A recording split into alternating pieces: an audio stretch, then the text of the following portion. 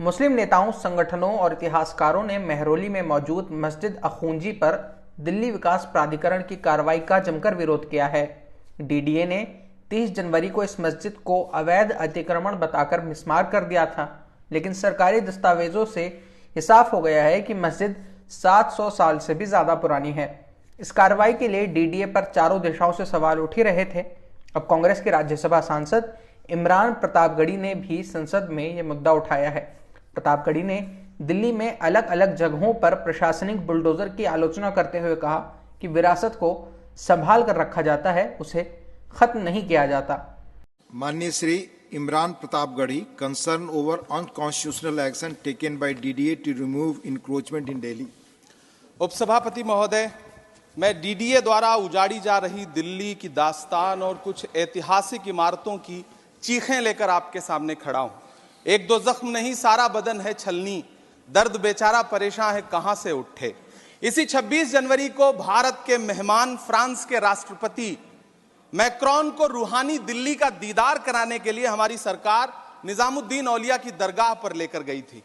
मेरी आंखों में एक तरफ तो यह तस्वीर है और दूसरी तरफ इसी सरकार के इशारे पर रात के अंधेरे में जमींदोज कर दी गई सैकड़ों साल पुरानी मामा भांजा, मंडी हाउस, काका नगर की छोटी छोटी मज़ारें हैं जो पूछ रही हैं कि हमें तोड़ा क्यों गया।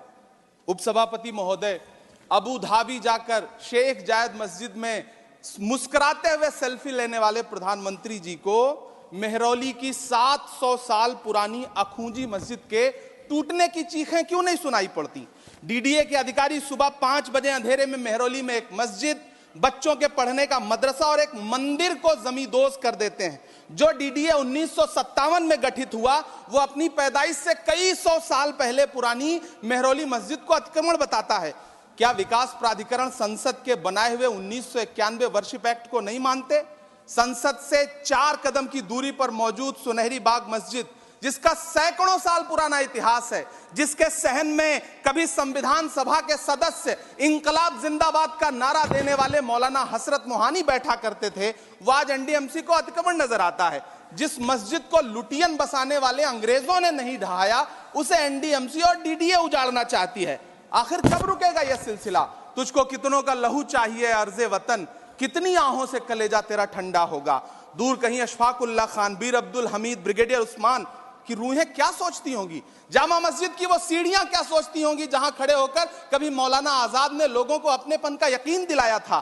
गैजेट, हेरिटेज, सैकड़ों साल का वजूद क्या हमारी संस्थाओं के लिए कोई मायने नहीं रखते?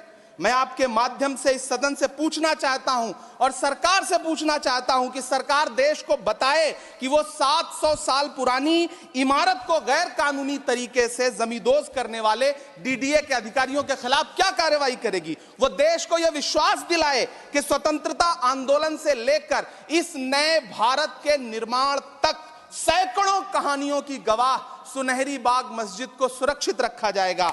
विरासतों को सहेजा जाता है, उनसे नफरत नहीं की जाती, उन्हें उजाड़ा नहीं जाता।